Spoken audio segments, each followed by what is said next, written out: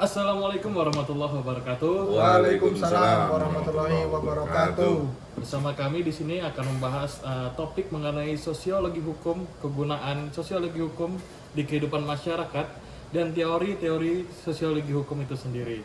Di sini bersama saya Ahmad Zaki Yuswani dan di sini ada rekan saya bernama Muhammad Johan Kusuma, saya mahasiswa STIHTB Palangkaraya. dan juga bersama dengan Mas siapa di sebelah sana? Nama saya Iwan Sujatmiko, saya salah satu mahasiswa Sekolah Tinggi Ilmu Hukum di Tabung Bunga, Palangkaraya. Nah, baik. Kita sedikit masuk ke topik mengenai sosiologi hukum, di mana pengertian sedikit nih tentang sosiologi hukum itu adalah sebuah ilmu pengetahuan sosial yang mempelajari hukum dalam konteks kehidupan bersosial. Nah, menurut Bro Johan sendiri nih, apa sih sosiologi hukum nih, menurut Bro Johan? Sosiologi hukum menurut saya sendiri yaitu ilmu hukum atau bagian dari ilmu hukum yang mempelajari tentang kehidupan di masyarakat. Oh, jadi sebuah ilmu sosial hukum yang mempelajari di kehidupan masyarakat ya. Tentunya sosiologi hukum di masyarakat ini banyak sekali ya manfaat dan kegunaannya di masyarakat. Mungkin sedikit bisa dijelaskan manfaat-manfaat dari sosiologi hukum ini, Mas Iwan. Oke, baik, terima kasih Mas Jaki. Ya. Sedikit terkait dengan kegunaan daripada sosiologi hukum. Berdasarkan beberapa hasil kajian sosiologi hukum untuk membuka serta menambah cakrawala berpikir dalam memahami permasalahan dan perkembangan hukum yang ada di dalam masyarakat. Kemudian kegunaan juga adalah mampu mengkonsep permasalahan-permasalahan hukum yang terjadi serta memberikan gambaran maupun alternatif terkait pemecahan suatu permasalahan dalam kerangka konsep dan teori yang tersaji di dalam kehidupan, baik itu secara plural di masyarakat kita saat ini. Kemudian yang ketiga juga memahami perkembangan hukum positif yang ada di negara kita dan masyarakat dalam konstruksi perpaduan antara sosiologi dan hukum. Kemudian kegunaan lainnya adalah untuk mengetahui efektivitas hukum yang diakui dan dianut maupun yang berlaku di dalam suatu masyarakat itu sendiri. Kemudian mungkin yang terakhir dapat kegunaannya salah satunya adalah memetakan dampak maupun konsekuensi yang terjadi akibat dari penerapan hukum di dalam masyarakat itu sendiri. Mungkin itu sedikit tambahan terkait dengan kegunaan sosiologi hukum ya. Cukup menarik ya teman-teman ya. Mungkin itu adalah sedikit inti dari kegunaan sosiologi hukum itu tersendiri. Kemudian kita masuk ke penerapan kita sehari-hari nih tentang sosiologi hukum. Mengapa nih sosiologi hukum sangat penting dalam kehidupan kita sehari-hari? Mungkin Bro Johan nih bisa menjelaskan nih kenapa sih sosiologi hukum itu penting buat kita terapkan di kehidupan kita sehari-hari. Ya silakan Bro Johan, gimana? Menurut saya melalui perspektif sosiologis kita belajar untuk mengapresiasi keragaman budaya dan mengembangkan empati terhadap orang lain karena kita bermasyarakat, tentunya banyak manusia-manusia lain di sekitar kita yang harus kita kasihi, yaitu dengan berempati. Bagus sekali pendapat dari Bro Johan tadi ya. Mungkin saya akan menambahkan ya, selain pendapat dari Bro Johan tadi, di mana sosiologi itu membantu kita menyadari bahwa banyak masalah pribadi nih yang seharusnya adalah masalah sosial yang lebih luas. Contohnya nih, contoh permasalahannya pengangguran, bukan hanya masalah individu yang malas, tetapi juga hasil dari struktur ekonomi dan kebijakan publik yang mempengaruhi lapangan pekerjaan kita saat ini. Kemudian adanya pemahaman, mempersiapkan individu untuk lebih kritis dan tangkap terhadap berbagai peluang. Nah, tantangan dan kesulitan hidup ini yang dapat kita perbaiki ke depannya. Kemudian adanya sosiologi juga mendorong kita untuk berpikir tentang peran kita dalam masyarakat dan bagaimana kita berkontribusi untuk perubahan sosial kita ke arah yang lebih positif lagi nantinya. Mungkin saya sedikit bisa menambahkan Ya boleh Mas Iwan. Sosiologi itu penting dari kehidupan kita bermasyarakat. Ya betul. Mungkin dapat simpulkan mungkin bahwa dengan kita mempelajari sosiologi, seseorang itu dapat memahami pola-pola sosial yang tersembunyi di balik tindakan kita sehari-hari, Ya. kemudian mengapa kita juga berperilaku tertentu terhadap situasi sosial, bagaimana itu norma diterapkan dan nilai itu terbentuk, kemudian juga bagaimana kekuasaan dan ketidaksetaraan distribusi norma-norma itu di dalam masyarakat itu sendiri. Mungkin itu dalam artian mengapa sosiologi itu penting bagi kehidupan kita sehari-hari di masyarakat saat ini, mungkin khususnya di Indonesia ya. Di Indonesia ya, betul sekali. Jadi secara garis besarnya itu ya, peran dan fungsi sosiologi itu yang saya tangkap ini ada 4 poin nih. Ya. Peran yang sangat yang dapat saya pahami. Yang pertama adalah sosiologi sebagai ahli riset ya dalam ilmu pengetahuan. Yang kedua adanya sosiologi sebagai konsultan kebijakan dalam peraturan dan kebijakan kita di Indonesia. Kemudian adanya sosiologi sebagai praktisi langsung ya dalam kehidupan berbangsa bernegara di Indonesia ini ya. Kemudian yang keempat adanya sosiologi sebagai guru atau pendidik di kalangan remaja-remaja di Indonesia. Mungkin dapat dijelaskan Mas Iwan atau Bro Johan nih tentang mungkin 4 saya poin sedikit penting itu ya. Silakan. Ada memang 4 poin penting dalam kita berperan atau peran sosiologi dan fungsi sosiologi yang dapat sering kita pahami. Seperti yang dikatakan Mas Jaki tadi bahwa sosiologi itu sebagai ahli riset, ya. kemudian sosiologi itu sebagai konsultan kebijakan, kemudian sebagai praktisi dan sebagai guru untuk bagi pendidik. Mungkin saya dapat sedikit menjelaskan di mana sosiologi itu sebagai ahli riset. Ya, boleh. Seperti para ilmuwan lainnya, para sosiolog itu berfokus pada pengumpulan dan penggunaan data ya. Ya. Oleh karena itu, para sosiolog juga melakukan riset-riset ilmiah terhadap apalagi yang berkembang fenomena di dalam masyarakat, dan itu tujuan untuk mencari data kehidupan di sosial masyarakat sendiri. Kemudian data itu kemudian diolah untuk menjadi suatu karya ilmiah yang dapat berguna dalam pengambilan keputusan untuk memecahkan masalah-masalah yang terjadi di masyarakat itu sendiri. Nah, jadi mungkin salah satu sosiologi sebagai ahli riset mungkin itu ya. Kemudian yang kedua, sosiologi sebagai konsultan kebijakan itu dapat memprediksi, sosiolog dapat membantu memperkirakan pengaruh-pengaruh sosial yang terjadi di masyarakat.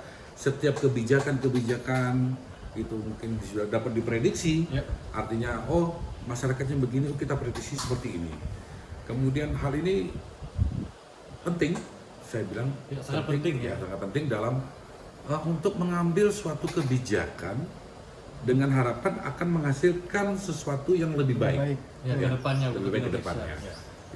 Yang mungkin dampaknya itu nanti akan diinginkan bagi masyarakat itu sendiri. Ya, betul. Nah, kemudian yang tadi dikatakan bahwa sosiologi sebagai praktisi ya, saya sepakat beberapa sosiolog juga terlibat dalam perencanaan dan pelaksanaan dalam kegiatan di masyarakat itu sendiri. Berbaur berarti. Ya berbaur, seperti memberikan saran baik dalam penyelesaian berbagai masalah-masalah di dalam masyarakat itu sendiri, Ya. kemudian dalam hubungan bermasyarakat, masalah moral maupun hubungan antar kelompok dan dalam suatu berorganisasi. Oh, Oke, salah satu mungkin juga sosiologi juga dapat bekerja sebagai ilmu terapan ya. iya. Dalam ilmu terapan yang harus memperhatikan nilai-nilai budaya, karakter bangsa, dan dibahasnya itu karena keduanya merupakan nilai-nilai yang sangat ideal. Ya. Mungkin dapat ditambahkan satu Bro Johan. Oke, baik, saya akan mencoba menambahkan mungkin ya dari apa yang sudah disampaikan oleh Bang Iwan tadi. Mungkin yang terakhir, sosiolog sebagai guru atau pendidik. Ya. Mengajar itu merupakan salah satu di antara kegiatan yang dapat dilakukan oleh seorang sosiolog. Sebagai seorang pendidik, sosiolog berperan mengajarkan dan mengembangkan sosiologi sebagai ilmu di berbagai bidang dengan memberikan contoh-contoh yang ada di masyarakat agar mudah dipahami. Ya, itu tadi adalah 4 poin penting ya peran sosiologi hukum dalam kalangan masyarakat Indonesia. Kemudian kita beralih tema nih ke teori-teori yang ada di dalam sosiologi hukum. Ya. Di sini kita mengambil 4 garis besar aja ya, 4 teori mungkin ya di Tapi sebenarnya bukan hanya 4, Mas. banyak sekali. ya, betul banyak. Banyak sekali teori. Kita ambil karena saking banyaknya teori-teori itu mungkin kita ringkas menjadi 4 teori yang sering diucapkan oleh masyarakat atau yang berseliweran di masyarakat sosiologi hukum. Ya, yang pertama ada teori sibernetika yang diungkapkan oleh Talcott Parsons. Mungkin Mas Bro Johan bisa sedikit menjelaskan tentang teori ini. Oke, teori yang disampaikan oleh Talcott Parsons bahwa tingkah laku individu tidak merupakan tingkah laku biologis, Ya. tetapi harus ditinjau sebagai tingkah laku yang berstruktur. Tingkah laku seorang harus ditempatkan dalam kerangka sistem sosial yang luas, yang terbagi dalam sub-sub sistem. Dalam garis besar, tingkah laku individu dibatasi oleh dua lingkungan besar yang masing-masing bersifat fisik dan ideal, yaitu lingkungan fisik, organik, dan lingkungan realitas tertinggi. Di antara dua lingkungan tersebut, terdapat hierarkitas, yaitu subsistem budaya dengan fungsi mempertahankan pola, subsistem sosial dengan fungsi integrasi, subsistem politik dan fungsi mencapai tujuan, dan subsistem ekonomi dengan fungsi adaptasi. Iya, betul sekali. Mungkin kita satu lagi nih, teori hukum sosiologis menurut Mas Iwan nih. Satu teori aja lagi nih, yang apa oke. Mas Iwan? Boleh? Ya, mungkin saya sedikit tambahkan apa yang dikatakan Bro Johan tadi terkait teori yang di sibernetika ya. Ya, Ada ya. satu lagi teori yang berkembang di dalam sosiologi hukum ya, yang berkembang di Indonesia itu salah satunya teori solidaritas ya. Itu yang kalau saya nggak ingat itu, kalau nggak salah ya, itu di si Emil Durkheim. Ya, Emil Durkheim itu. Di mana bahwa penyebab orang-orang terikat dalam suatu keterikatan sosial itu karena ada solidaritas. Ya, betul. Nah, solidaritas di sini dapat kita lihat bahwa adanya hubungan jenis-jenis hukum tertentu dengan sifat-sifat solidaritas di dalam masyarakat. Ya. Solidaritas mekanis itu yang akan menghasilkan hukum represif. Ya, sebagai hukum yang menindak. Ya. Ya, artinya dalam bahasanya seperti yang lebih enak lah kita ngomong sebagai hukum pidana. Ya, ya. Sebagai hukum pidana, kemudian solidaritas organis juga menghasilkan hukum restruktif ya, artinya yang bisa mengganti. Ya, mungkin artinya bahwa hukum-hukum teori-teori yang di dalam teori sosiologi hukum ini juga banyak sekali. Selain teori tadi yang saya sebutkan, mungkin saya dapat menambahkan teori yang dibuat oleh Malinowski. Itu bahwa setiap elemen dari hukum primitif, setiap tuntutan ditentukan oleh kebutuhan untuk mempertahankan identitas kelompok tertentu. Oh, baik sekali. Mungkin itu tadi ada 3 teori ya. Teori hukum sosiologis menurut empiris, di mana teori hukum sosiologis menurut empiris ini merupakan konsep-konsep yang mengidentifikasikan hukum sebagai institusi sosial yang real dan fungsional dalam sistem kehidupan bermasyarakat. Ya, jadi merupakan konsep hukum yang sosiologis, empiris atau antropologis. Mungkin kita lanjut ya ke teori hukum yang bersifat normatif, mungkin di mana teori hukum normatif ini merupakan konsep-konsep mengenai hukum sebagai norma atau kaidah-kaidah, undang-undang dan peraturan, merupakan konsep-konsep hukum yang bersifat positif dogmatis, normatif dan legistis. Mungkin di sini ada beberapa teori sosiologis hukum normatif yang bisa dijelaskan oleh Bro Johan dan Mas Iwan nih. Mungkin saya sedikit ya menambahkan.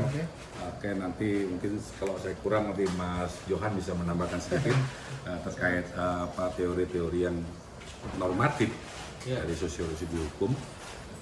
Bahwa mungkin salah satunya teori yang disampaikan oleh Hans Kelsen ya. Oleh Hans Kelsen bahwa untuk menghendaki suatu gambaran tentang hukum yang bersih dan abstraktif dan ketat dalam logikanya itu menyampingkan hal-hal yang bersifat ideologis. Oleh karena itu dianggap irasional. Hukum tidak boleh disemari oleh ilmu politik. Ya. Itu sebenarnya hukum itu tidak bisa dicampur adukan dengan politik. Karena dia sifatnya adalah netral. Hukum itu untuk netralitas baik itu politik maupun sosiologi dan sejarah, tapi tidak mengesampingkan pembicaraan tentang etika. Harus ada etika. Harus ada etika. Hukum di mana hukum itu untuk kemaslahatan masyarakat. Itu sih yang paling penting. Ya. Ya. Kemudian juga tata hukum ini yang disampaikan juga oleh Hans Carlson juga. Sama juga Sama juga bahwa tata hukum suatu proses menciptakan sendiri norma-norma. Mungkin dulu waktu zaman kita kuliah di awal-awal kita ada mengenal namanya norma-norma hukum gitu ya. Nah, jadi itu ya, mulai dari norma-norma umum yang secara lebih konkret yang berlaku di pada masyarakat. Pada akhirnya nanti proses ini sebagai sanksi hukum juga apabila masyarakat itu melanggar daripada hukumnya. Mungkin itu yang dapat saya sampaikan. Kemudian Mas Johan mungkin bisa Mungkin nambahkan. sebelum ke Mas Johan tadi itu sebenarnya adalah teori dari Hans Kelsen ya. Hans Yang Kelsen, pertama itu Mas Iwan jelaskan itu kalau saya tangkap itu mengenai teori hukum murni. Ya, dari Hans teori Kelsen. hukum murni. Kemudian yang kedua itu adalah teori hukum Stephen teori. Stephen teori. Sama juga dari Hans Kelsen. Kemudian mungkin dari Bro Johan nih Ya, ada tambahan gimana? mungkin saya akan menyampaikan yang berbeda dari yang Bang Iwan sampaikan tadi. Oke. Saya akan menyampaikan dari John Austin. John Austin. Wes, Ini sudah pada pernah dengar ya? Pernah. Yang- Belum pernah ketemu Tapi belum pernah ketemu Saya orangnya. pun juga memang belum pernah ketemu, sama aja. baca bukunya ya. Ya, yang sesungguhnya disebut hukum itu adalah suatu jenis perintah.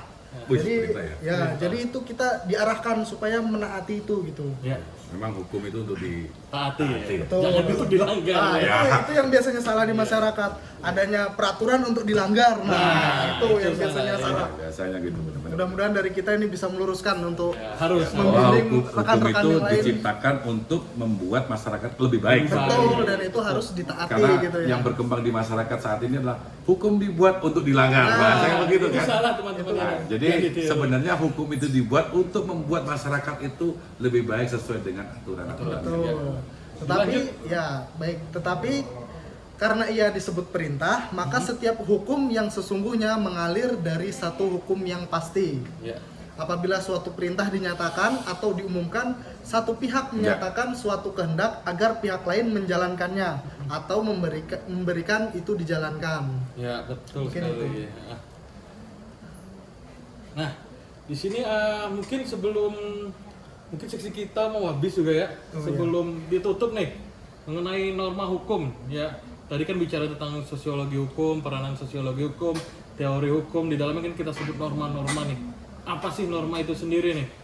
Ya, mungkin saya sedikit dapat tambahkan ya. Terkait saya juga tadi memulai juga dengan norma-norma. Ya, jadi biar teman-teman yang lain pada tahu nih norma hukum apa sih itu norma, Norma hukum? Ya? hukum itu dapat saya simpulkan bahwa adalah penilai dengan kualitas itu menjadi norma yang ideal atau norma kultur atau norma budaya maupun yang berkembang saat ini adalah norma-norma yang itu harus diikuti dan Ya. diterapkan. Tetapi tidak dapat kita pungkiri bahwa pada kenyataannya melainkan melakukan penilaian dengan menunjukkan apa yang seharusnya terjadi dari norma hukum tersebut itu memang harus dilakukan dan dipahami oleh setiap insan masyarakat itu sendiri. Iya. Oleh karena itu untuk memahami struktur logis orang tidak boleh melihatnya lagi dari segi yang desain maupun dari Desain ya. iya yang tersusun dari penilaian dari hipotesis. Mungkin gitu. Itu tadi pengertian norma nih menurut Mas Iwan. Kemudian mungkin kita meringkas secara dari awal pembicaraan kita tadi ya mengenai sosiologi hukum itu sendiri, kemudian peran sosiologi hukum itu sendiri, kemudian adanya teori-teori dalam sosiologi hukum, dan juga sampai ke norma hukum itu sendiri. Tapi mohon maaf, ada satu teori lagi. Apa boleh nih? saya ingat ini. Teori Teori tentang tentang apa nih? kepatuhan hukum. Nah, ini Oh, iya, jangan sampai terlewatkan Itu yang ternyata tadi tuh. kita lupa ya. Jadi hukum itu harus dipatuhi karena dipaksakan oleh sanksi dan ketentuan. Karena dipaksakan. Iya, dipaksakan. Iya. Dipaksakan karena diatur di dalam aturan dan dipaksakan sifatnya memaksa. Dan kepatuhan itu harus ada pula dasar persetujuan oleh masyarakat yang ya karena mungkin hukum itu kan harus dibuat tapi bentuknya sifat memaksa dan harus dipatuhi oleh setiap masyarakat dan sifatnya mengikat dan memiliki sanksi hukum yang jelas. Iya. Dan bagi mereka yang melanggar mungkin itu kepatuhan hukum yang harus Iya, terima kasih Mas Iwan sudah dilengkapi.